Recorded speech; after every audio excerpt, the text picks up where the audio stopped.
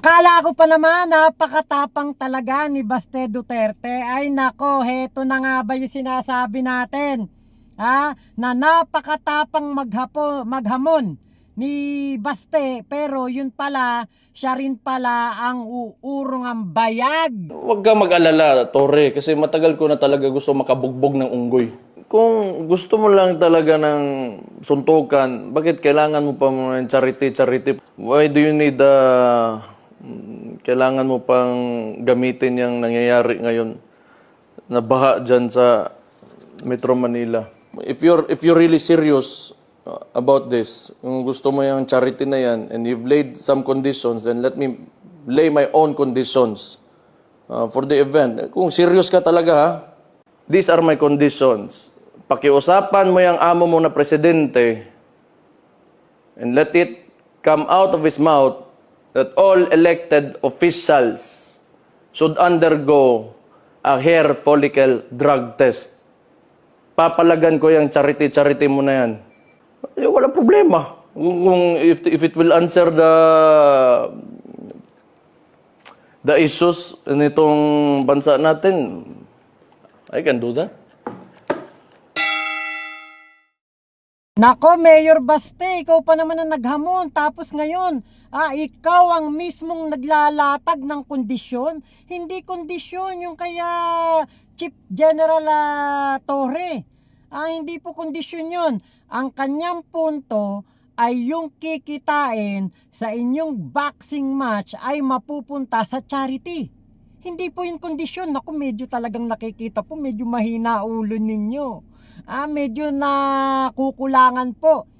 Ultimo mga DDS ay nawawala ang believe sa inyo dahil sa inyong sinabi, hindi po kondisyon yun. Si General Torre ay hinamon mo ng suntukan. Ngayon, ang sabi lang ni General Torre, magandang pagkakataon nito para pagkakitaan ang inyong boxing match.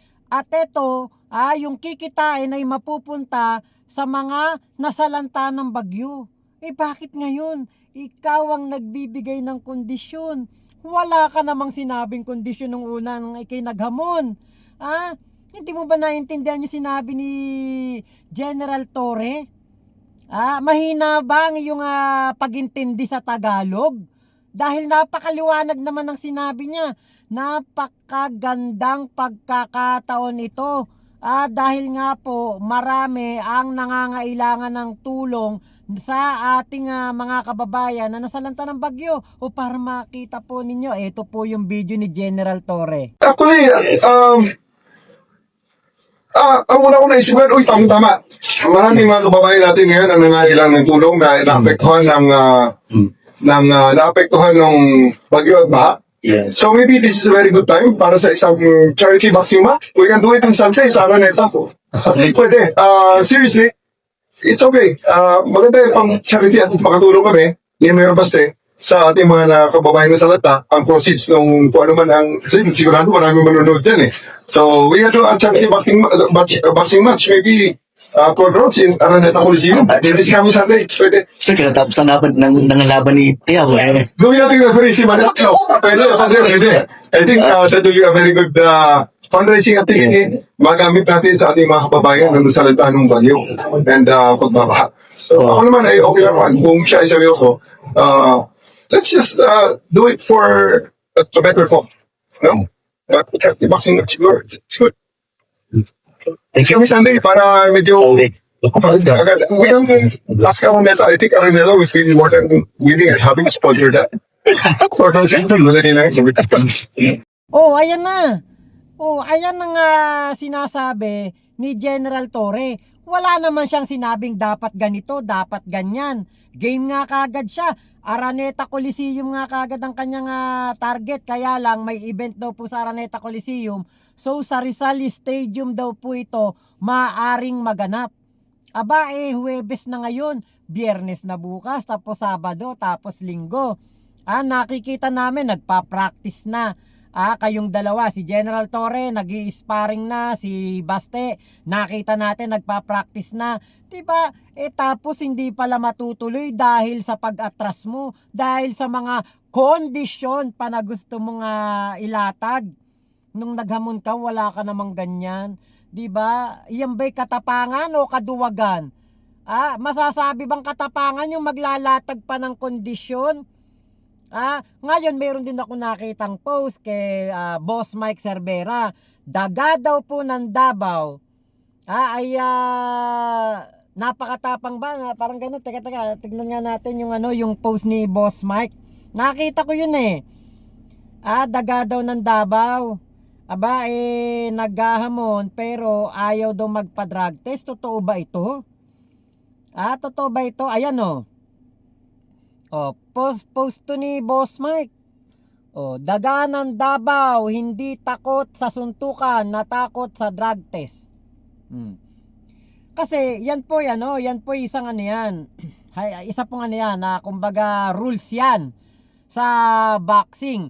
Kahit sino na mga vlogger o mga artista katulad nung laban ni Kiko Matos at ni Baron Geisler, nagpa-drug test silang pareho para katunayan na hindi sila under the influence of illegal drugs bago sila makipagbasagan ng muka. Pero bakit ang daga ng Davao ay takot na takot? Kala ko ba agila yan?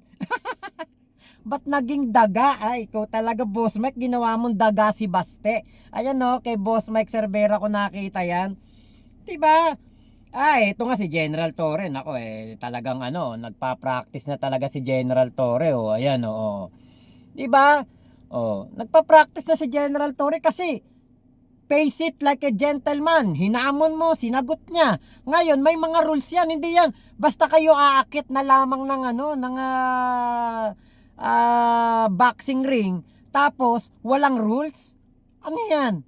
Diba gusto mo basta suntukang kanto? Diba kaya natatawa ako ngayon dahil yung naghamon ang dami ng palusot, nagpapalusot na, naghahanap na ng kakampi. Diba gusto na hair follicle drug test kapag daw matalo ang ating PNP chief. Diba? Sumunod ka muna sa rules bago ka magbigay din ng sinasabing kondisyon na ikaw ang nagamon tapos may kondisyon ka pa ngayon. Diba dapat pag ikaw ang nagamon, sumagot yung hinamon mo, kumasa ka na. Wala nang cheche bureche, laban na kung laban yan. Yun ang tama at yun ang dapat. Kaya lang bakit parang naduduwag si Basti ngayon. Tapos yung sinasabi mo matagal mo nang gustong makasuntok ng unggoy. Naku, baka mamaya ikaw ang bumulagta dito sa laban ng gusto mong umpisahan yung suntukan na hamon mo. 'Di ba? Alam niyo po, ito pong ganitong laban, 'di ba? Napakaganda ng adhikain ni General Torre. Sinagot niya yung hamon ni Baste. At the same time, makatulong po sa ating gobyerno, makatulong sa taong bayan. Di ba yun ang maganda, yun ang tama, makatulong. Kasi ang nangyari si Baste Duterte naghamon dahil para makapagyabang. Tapos ngayon siya naman nagbibigay ng kondisyon. Hindi dapat ganun. Di ba ang naghahamon, kung laban na kagad, hindi na may marami pang cheche-bureche na kondisyon. Tapos, susunod sa rules ng boxing ring. Malalaman yan kung ilang rounds, di ba? Kung 5 rounds or 10 rounds, 3 rounds, ganyan. Tapos, di ba, syempre, bago umakyat ng boxing ring, may kumbaga parang sila titimbang, magpapadrug test para malaman kung sila po ay walang karga.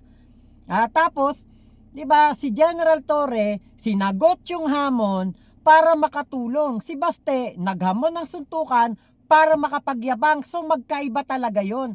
Tapos ngayon, ngayong panahon ng bagyuhan, panahon nitong mga na po ito, mga dumating po na mga bagyo dito sa ating bansa. Ang atin pong Pangulong Bongbong Marcos, kahit nasa Amerika, nakatutok. Talagang kitang-kita natin ang relief operation ng ating gobyerno. Kitang-kita natin ang effort ng ating Pangulong Bongbong Marcos para po makapaghatid ng tulong sa ating mga kababayan, matulungan ang mga nasalanta ng bagyo. At the same time, ang atin pong House Speaker Martin Romualdez, naku, wala ring tigil sa pamimigay po ng tulong. Wala ring tigil sa pagpapaabot ng kanyang mga relief goods through Tingog Party List at ang kanyang opisina para po makapaghatid na ng napakagandang mga magagawa para sa ating mga kababayan. Samantalang ang mga Duterte, busy. Si Sara Duterte, busy dun sa dahig. Diba? Walang ibang ginawa kung hindi asikasuhin ng kanyang ama, ang kanyang pamilya. Pero ang atin pong Pangulo ang inaasikaso, kahit nasa Amerika siya, kahit nakausap niya si Trump, pagtulong sa ating mga kababayan ang kanyang inuuna. Si House Speaker Martin Romualdez at ang kanyang Tingog Party List, walang patumangga na tulong, hindi nagsasawang tumulong. Umulan, bumagyo, umulan, umaraw, andyan ang ating House Speaker. Nag-set ng napakataas na standard sa mga House Speaker etong si Speaker Martin Romualdez. Sa halip na yung kanyang mga natatanggap na mga paninira ay makita natin na totoo yung mga ginagawa na paninira sa kanya. Yan po lahat ay binubura ng kanyang pagtulong. Hindi po totoo ang mga ibinabato sa kanya. Hindi siya namumulitika, kumikilos, nagtatrabaho, action at hindi bakasyon. Yan si Speaker Martin Romualdez. So dito po, nakikita natin ang mga Duterte, pamumulitika, pagmamayabang, pero si PBBM, si House Speaker Martin Romualdez, si General Torre, walang ibang inisip kung hindi tumulong sa ating mga kababayan. So yun lamang po, maraming salamat sa pagsama niyo po dito sa aking vlog na ito. Naku, abangan natin kung matutuloy talaga at darating talaga si Baste Duterte doon po sa kung saan igaganapin ang kanilang boxing match ni General Torre. Yun lamang po, Mama Chup Chup. Love you. God bless us all, Pilipinas. God first.